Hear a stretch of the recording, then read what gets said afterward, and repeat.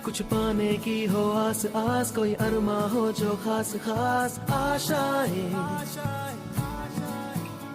हर कोशिश में हो बार बार, करे दरियाओं को आर पार।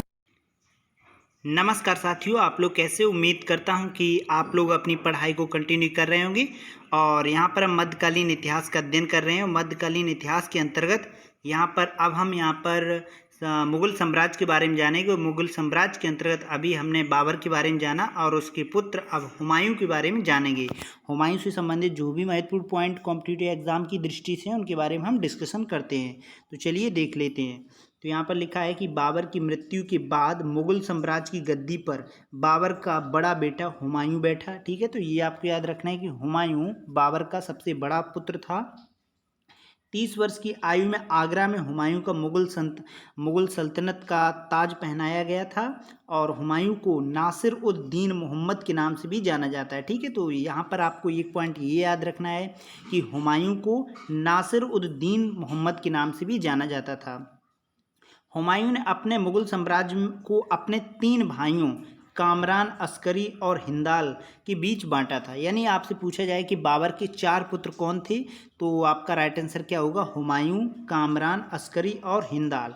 यानी हुमायूं सबसे बड़ा पुत्र था और कामरान, अस्करी, हिंदाल ये छोटे थे। तो हुमायूं ने अपने मुग़ल साम्राज्य को 3 भाइयों कामरान, अस्करी और हिंदाल के बीच बांटा था, जिसे इतिहासकार हुमायूं की बड़ी भूल मानते हैं। यानी मुग़ल साम्राज्य को उसने अपने तीनों भाइयों में बांट दिया था, जो इतिहासकार इसे उसकी गलती मानते हैं या फिर उसकी भूल मानते हैं। तो देख लेते हैं यहाँ पर उसी पॉइंट के बारे में। यहाँ पे लिखा हुआ है कि हुमायूं ने सर्वप्रथम 1531 में कालिंजर पर आक्रमण किया। यानी आपसे पूछा जाए कि हुमायूं ने सर्वप्रथम 1531 पर किस पर आक्रमण किया था, तो आपका राइट आंसर क्या होगा? कालिंजर पर किया था, जहां का शासक रुद्रदेव था। ठीक है, तो ये भी आपको याद रखना है कि जब 1531 में कालिंजर पर आक्रमण हुमायूं द्वारा किया गया तो उस समय वहां का शासक कौन था? रुद्रदेव था। ठीक है, तो ये आपको पॉइंट याद रखना है। अब हम बात करते हैं आगे कि हुमायूं ने उसे हराकर दुर्ग पर कब्जा कर लिया और रुद्रदेव से संधि कर दुर्ग पर बिना अपना अधिकार किए वहां से अपनी सेना को हटा दिया। और इतिहासकारों ने इसे हुमायूं की दूसरी बड़ी भूल माना। यानी हुमायूं की 2 भूल कौन सी है? पहली कि उसने अपने भाइयों के बीच मुग़ल साम्राज्य को बांट रखा था, और दूसरी ये कि उसने कालिंजर पर आक्रमण कर रुद्रदेव को हरा दिया, लेकिन वहां से अपनी पूरी सेना को हटाकर उस रुद्रदेव की जो कब्जा किया था उस पर अपनी सेना को हटाकर उसे स्वतंत्र पूर्वक छोड़ दिया। तो ये इतिहासकार उसे दूसरी गलती हुमायूं की मानते हैं। ठीक है, तो अब हम बात करते हैं नेक्स्ट पॉइंट के बारे में। यहाँ पर तो लिखा हुआ है कि बाबर के समय ही मुग़ल सल्तनत की सबसे बड़े शत्रु अफगान थे। यानी आपसे पूछा जाए, यानी ये मतलब है कि अफगान बाबर के समय जो उनके मुग़ल साम्राज्य के सबसे बड़े शत्रु कौन थे, तो वो थे अफगान थे। इसलिए हुमायूं ने 1532 में शेर खां पर हमला कर दिया था और यह युद्ध दोहिरिया नामक स्थल पर लड़ा गया था। ठीक है, तो ये भी आपको याद रखना है कि 1532 में शेर खां पर हमला कर दिया, तो यह युद्ध कहाँ पर लड़ा गया था, तो आपका राइट आंसर क्या होगा? दोहिरिया नामक स्तर पर हुआ था। और इस युद्ध में अफगानों की तरफ से नेतृत्व महमूद लोदी ने किया था और इसे युद्ध में अफगानों को पराजय का सामना करना पड़ा। यानी मुगल उसमें विजयी रहे। और हुमायूं ने चुनार के लिए धावा बोल दिया, चुनार के किले पर धावा बोल दिया और उसे अपने कब्जे में ले लिया। और जो उस समय अफगानी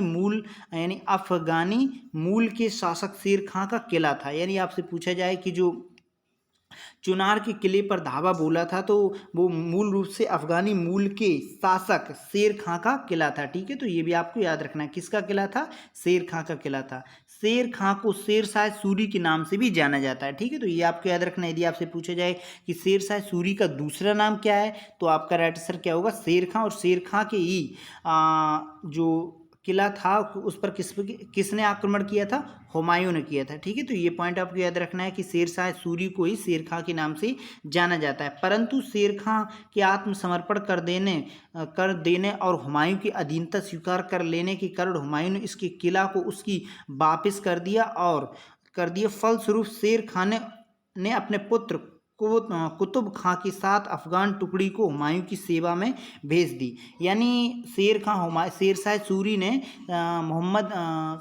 सूरी ने हुमायूं की हुमायूं के सामने आत्मसमर्पण कर दिया, जिससे कि हुमायूं ने उसका जो किला था वो वापस कर दिया और शेर खां के जो शेरशाह सूरी का जो पुत्र कुबेत खां था उसको अफगान टुकड़ी के साथ हुमायूं के संरक्षण में भेज दिया था। ठीक है, तो ये पॉइंट लिखा हुआ था।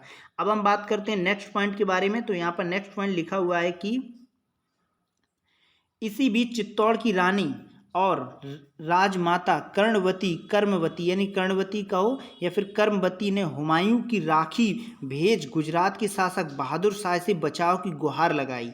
यानी चित्तौड़ की रानी कौन थी? राजमाता। ठीक है, तो राजमाता कर्णवती ने हुमायूं को राखी यानी भाई के संबंध में राखी भेजकर गुजरात का शासक कौन था? बहादुर शाह से बचाव की गुहार लगाई यानी प्रार्थना लगाई। किस पे? हुमायूं से कहा। तो उसने किस संबंध के तहत किया? अपने राखी बांधने यानी भाई के संबंध के तौर पे उसने गुहार लगाई। और बहादुर शाह एक महत्वाकांक्षी शासक था। वो पहले ही मालवा और रायसीन और सिसोदिया वंश के शासक को पराजित कर चित्तौड़ पर अपना आधिपत्य जमा चुका था। बहादुर शाह की बढ़ती शक्ति को देख हुमायूं पहले से ही परेशान था।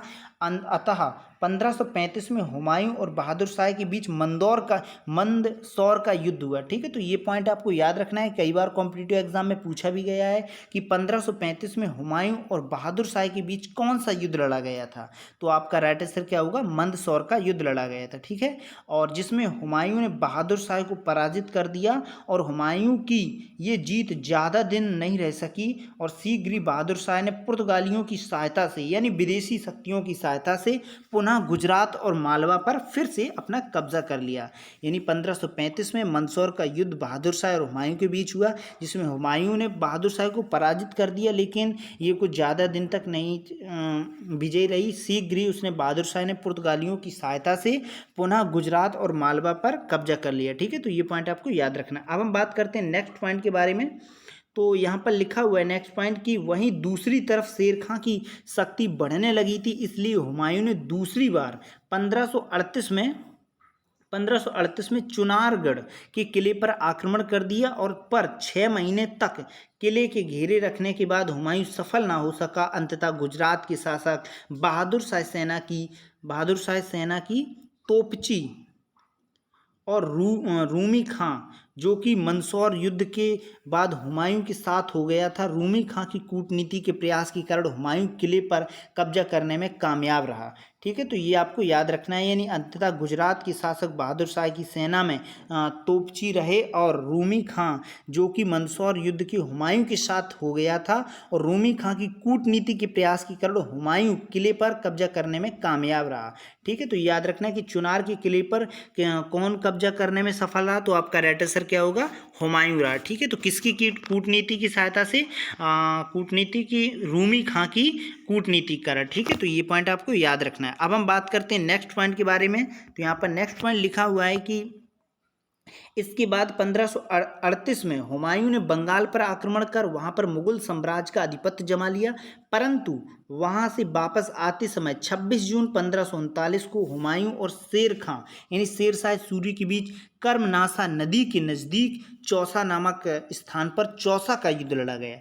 तो ये कई बार कॉम्पिटिटिव एग्जाम में ये भी पूछा गया है कि चौसा का युद्ध जो हुमायूं और शेर खां के बीच हुआ था वो किस नदी के पास हुआ था? तो आपका राइट आंसर क्या होगा? कर्मनाशा की नदी के पास में हुआ था। ठीक है, तो कहाँ पर हुआ था? चौसा नामक स्थान पर हुआ था। कौन सा युद्ध? चौसा का युद्ध। ठीक है, अब हम बात करते हैं नेक्स्ट पॉइंट के बारे में। तो यहाँ पर लिखा हुआ है कि इस युद्ध में हुमायूं बुरी तरह पराजित हुआ और इस जीत से खुश होकर शेर खान ने अल सुल्तान आदिल या शेरशाह की उपाधि धारण की और अपने नाम के सिक्के जारी किए और खुतबा प्रशंसा का भाषण भी पढ़वाया। तो आपसे पूछा जाए कि सबसे पहले अपने नाम के सिक्के जारी करने वाला कौन शासक था? तो आपका राइट आंसर क्या होगा? शेरशाह सूरी था। ठीक है, तो ये पॉइंट क्लियर। अब हम बात करते हैं नेक्स्ट पॉइंट के बारे में। तो यहाँ पर लिखा हुआ है नेक्स्ट पॉइंट कि इसके बाद 17 मई 1540 को फिर हुमायूं और शेर खां के बीच कन्नौज में एक और युद्ध लड़ा गया, जिससे शेर खां की जीत हुई और एक बार फिर दिल्ली पर अफगानों का शासन स्थापित हुआ, और जहां पर मुगल साम्राज्य पहले ही अफगानों दिल्ली के सल्तनत का राज था। यानी जहां पर मुगल साम्राज्य से पहले अफगानों की दिल्ली सल्तनत पर राज था। यानी दिल्ली सल्तनत पर पहले से ही राज था, लेकिन मुगल साम्राज्य से बाद फिर उनका भी पुनः अधिकार हो गया। किसका? दिल्ली सल्तनत पर। किसका? मुगलों का। तो ये भी आपको याद रखना है कि 17 मई 1540 को हुमायूं और शेर खां के बीच कौन सा युद्ध लड़ा गया? कन्नौज में एक युद्ध लड़ा गया था। ठीक है, तो ये पॉइंट आपको याद रखना है। अब हम बात करते हैं नेक्स्ट पॉइंट के बारे में। तो यहाँ पर नेक्स्ट पॉइंट लिखा हुआ है कि कन्नौज के युद्ध में हारकर हुमायूं कुछ समय आगरा और लाहौर सिंध में व्यतीत करते हुए ईरान जा पहुंचा और 1540 से 1555 तक यानी 15 वर्ष तक यानी 15 वर्षों तक घुमक्कड़ की तरह जीवन यापन किया। परंतु अपने देश निकाले से पहले हुमायूं ने अपने भाई हिंदाल को आध्यात्मिक गुरु सी मीर की पुत्री हमीदा बेगम से 29 अगस्त 1541 को निकाह किया और हमीदा ने कुछ समय पश्चात एक पुत्र को जन्म दिया जिसे अकबर का नाम से जाना गया। ठीक है, और आगे चलकर मुगल साम्राज्य का सबसे महान शासक बना।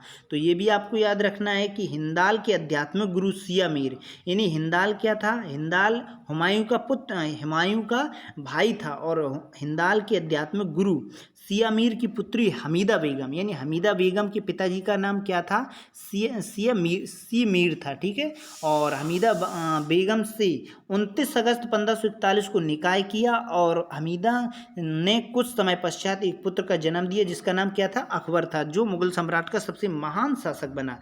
अब हम बात करते हैं नेक्स्ट पॉइंट के बारे में। तो यहाँ पर लिखा हुआ है कि 1544 को हुमायूं ने ईरान के शाह तहमस के यहाँ शरण लेकर रहने लगा और युद्ध की तैयारी करने लगा। हुमायूं ने अपने भाई कामरान से काबुल और कंधार को छीन लिया, यानी अपने भाई से कामरान से काबुल और कंधार को छीन लिया। और 15 वर्ष के निर्वासन रहने के बाद हुमायूं ने अपने विश्वसनीय सेनापति बैरम खां को, यानी आपसे पूछा जाए कि हुमायूं का विश्वसनीय सेनापति कौन था, तो आपका राइट आंसर क्या होगा? सेनापति बैरम खां था, की मदद से 15 मई को मच्छीवाड़ा और 22 जून 1555 को सरहिंद के साथ शेर खां यानी शेर शाह सूरी के वंशज सिकंदर शाह सूरी को पराजित कर फिर एक बार दिल्ली पर आधिपत्य कर लिया और मुगल साम्राज्य को आगे बढ़ाया। ठीक है, तो हुमायूं ने पुनः फिर अधिकार कर लिया था किस पर? दिल्ली सल्तनत पर। और अब हम बात करते हैं नेक्स्ट पॉइंट के बारे में। तो यहाँ पर लिखा हुआ है कि परंतु दूसरी बार हुमायूं तख्त और राजपाट का सुख ज़्यादा दिन न भोग सका और 27 जनवरी 1556 को दिल्ली के किले दीन पनाह के शेर मंडल नामक पुस्तकालय में सीढ़ी से गिरकर हुमायूं की मृत्यु हो गई। तो ये भी कई बार कॉम्पिटिटिव एग्जाम में पूछा गया है कि कौन शासक था जिसका सीढ़ी से गिरकर उसकी मृत्यु हो गई। ठीक है, तो ये पॉइंट आपको याद रखना है। हुमायूं को दिल्ली में ही दफनाया गया और दिल्ली में यमुना नदी के किनारे 1535 को हुमायूं ने ही दीन पनाह नामक नए शहर की स्थापना की और हुमायूं की मृत्यु के पश्चात उसका पुत्र अकबर मुगल साम्राज्य की राज्य सिंहासन पर बैठा। तो यहाँ पे कुछ मुगल साम्राज्य से संबंधित कुछ महत्वपूर्ण पॉइंट थे जो आपने अध्ययन किए।